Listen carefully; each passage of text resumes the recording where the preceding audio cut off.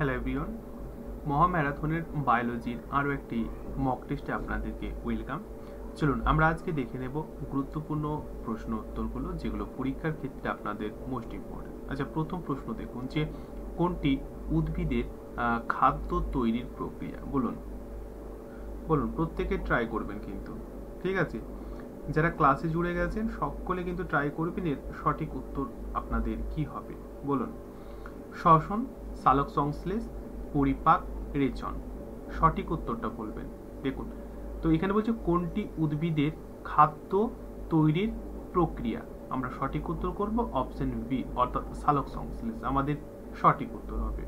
ঠিক আছে, সালোক সংশ্লেষ আমাদের এখানে সঠিক উত্তর হবে। আমি আশা করব আপনাদের পুরো কনসেপ্টটুকু ক্লিয়ার হয়ে গেছে।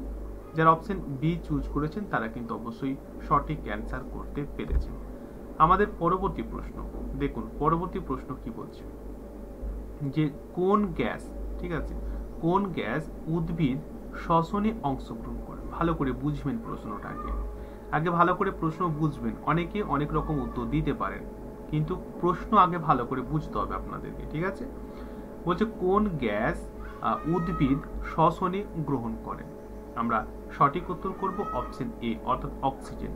আমি জানি অনেকে অপশন বিটাও চুজ করে নিয়েছিলেন, কিন্তু অপশন বি হবে না। এখানে বলা হচ্ছে যে শ্বসনে অংশগ্রহণ করে, তাহলে অবশ্যই অক্সিজেন মানে O2 আমরা সঠিক উত্তর করব। এটা শ্বসনে অংশগ্রহণ করে।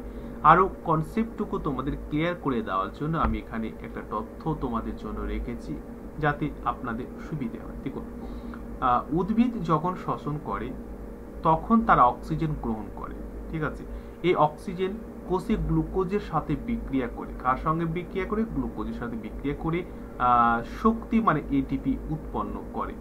এই প্রক্রিয়ায় কার্বন ডাই অক্সাইডের মানে CO2 ও জল নির্গত হয়, ঠিক আছে? জল নির্গত হয় বা পানি নির্গত হয়। সুতরাং শ্বসনে উদ্ভিদ অক্সিজেন গ্রহণ করে। সমীকরণটা আমি এখানে পাশাপাশি আপনাদের সুবিধার্থে দিয়েছি, যাতে আপনাদের বেসিক কনসেপ্টটুকু ক্লিয়ার হয়ে যায়। আশা করি ক্লিয়ার হয়ে গেছে। আমাদের পরবর্তী প্রশ্ন দেখুন, পরবর্তী প্রশ্ন কি বলছে দেখুন। পরবর্তী প্রশ্ন হচ্ছে ডিএনএ, মোস্ট ইম্পর্টেন্ট, আপনাদেরকে জেনে রাখতে হবে ডিএনএ এর ফুল ফর্ম বা সম্পূর্ণ অর্থটা কি। হয়ে গেছে উত্তর? ওকে, গুড। আমরা সঠিক উত্তর করব অপশন এ। অপশন এ হচ্ছে আমাদের রাইট অ্যান্সার, ঠিক আছে? হয়ে গেছে। নেক্সট কোশ্চেন দেখুন, পরবর্তী প্রশ্ন অর্থাৎ প্রশ্ন নাম্বার এখানে 4 বলছে যে মানুষের রক্তে লোহিত কণিকার কাজ কি?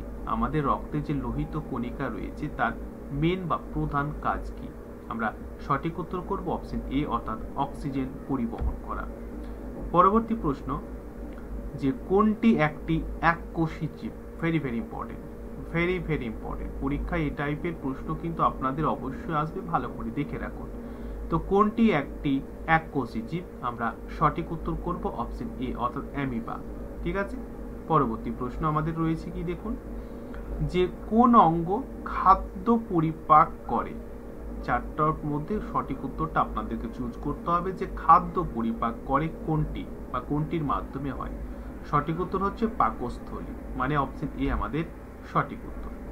আমাদের পরবর্তী প্রশ্ন অর্থাৎ কোশ্চেন নাম্বার 7, কোনটি প্রাণীর শক্তির প্রধান উৎস? আমাদের শক্তির প্রধান উৎস এই 4টার মধ্যে কোনটা সঠিক উত্তর হবে বলুন? হয়ে গেছে। রাইট অ্যান্সার অপশন বি, অর্থাৎ কার্বোহাইড্রেট আমাদের সঠিক উত্তর হবে এখানে।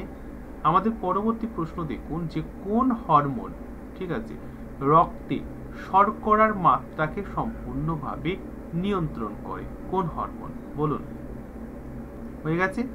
অপশন এ, অর্থাৎ ইনসুলিন হরমোন রক্তে শর্করার যে পরিমাণ সেটা সম্পূর্ণভাবে মেনটেন করে। ওকে, আচ্ছা, কোনটি একটি ভাইরাস জনিত রোগ? 4টা যে এখানে রোগ রয়েছে, তো কোনটা ভাইরাস জনিত রোগ আপনাদের বলতে হবে। হয়ে গেছে উত্তর, অবশ্যই অপশন ভি সঠিক অ্যান্সার, ডেঙ্গু। আমাদের পরবর্তী প্রশ্ন যে কোনটি উদ্ভিদের জন্য অপরিহার্য পুষ্টি উপাদান?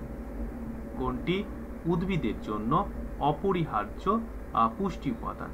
সঠিক উত্তর অপশন এ, অর্থাৎ নাইট্রোজেন। পরবর্তী প্রশ্ন যে মানুষের দেহে বা আমাদের দেহে কয়টি ক্রোমোজোম থাকে। ক্রোমোজোম সংখ্যা আপনাদের বলতে হবে যে ক্রোমোজোম কটি থাকে। অপশন বি সঠিক উত্তর, অর্থাৎ 46টি ক্রোমোজোম থাকে। আমাদের পরবর্তী প্রশ্ন যে কোনটি উদ্ভিদের খাদ্য পরিবহনের জন্য দায়ী। খাদ্য পরিবহন কিসের? উদ্ভিদের খাদ্য পরিবহনের জন্য যেটা দায়ী সেটা হচ্ছে অপশন বি সঠিক উত্তর, অর্থাৎ ফ্লোয়েম। আমাদের পরবর্তী প্রশ্ন যে কোষের কেন্দ্রীয় নিয়ন্ত্রণ অংশ কোনটি। আমাদের কোষের কেন্দ্রীয় নিয়ন্ত্রণ কোনটি? সঠিক উত্তর কি হবে? সঠিক উত্তর হয়ে যাবে অপশন বি, অর্থাৎ নিউক্লিয়াস। এই কারণে কোষের মস্তিষ্ক বলা হয়। কেন্দ্রীয় নিয়ন্ত্রণ বা কোষের মস্তিষ্ক, এটাও আপনারা জেনে রাখুন। কোষের মস্তিষ্ক কাকে বলা হয়? নিউক্লিয়াসকে বলা হয়। আমাদের পরবর্তী প্রশ্ন বলছে যে কোনটি একটি ব্যাকটেরিয়া জনিত রোগ। কোনটি একটি ব্যাকটেরিয়া জনিত রোগ? জলবাহিত রোগ, ব্যাকটেরিয়া জনিত রোগ, ভাইরাস জনিত রোগ, এগুলো আমাদেরকে অবশ্যই জেনে রাখতে হবে।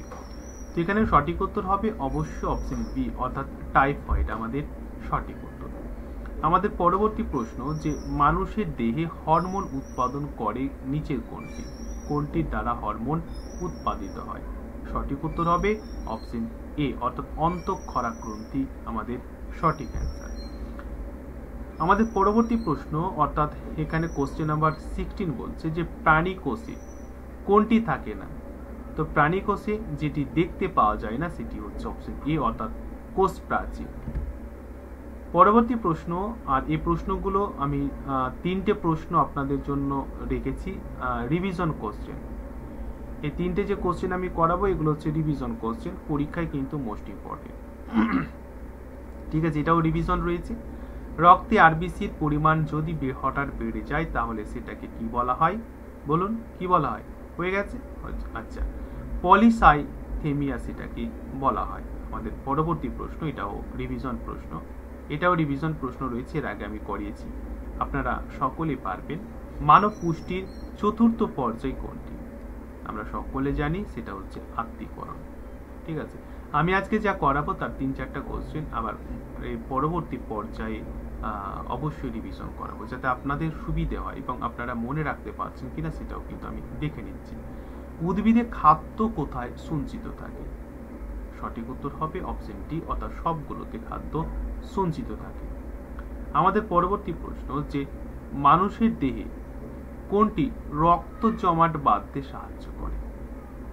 মানুষের দেহে কোনটি রক্ত জমাট বাঁধতে সাহায্য করে? সেটা হচ্ছে অপশন সি, অর্থাৎ প্লাটিলেট বা অনুচক্রিকা।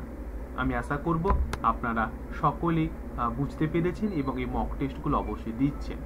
এবং আপনারা বলুন যে 20টির মধ্যে কটি অ্যান্সার আপনারা নিজে থেকে করতে পেরেছেন, এবং অবশ্যই এগুলো আপনারা কমেন্ট সেকশনে কমেন্ট করুন এবং আমাকে বলুন যে সঠিক উত্তর কটা হচ্ছে এবং কিভাবে আপনারা অ্যান্সারগুলো করতে পারছেন।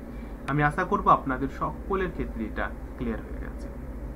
ঠিক আছে, ভালো থাকবেন, নিজের প্রতি খেয়াল রাখবেন এবং ইনফরমেটিভ ভিডিওর সাথে সাথে এই ক্লাসগুলো যদি আপনাদের উপকারে আসে তাহলে অবশ্যই লাইক সাবস্ক্রাইব করে পাশের বেলটি অন করে রাখবেন।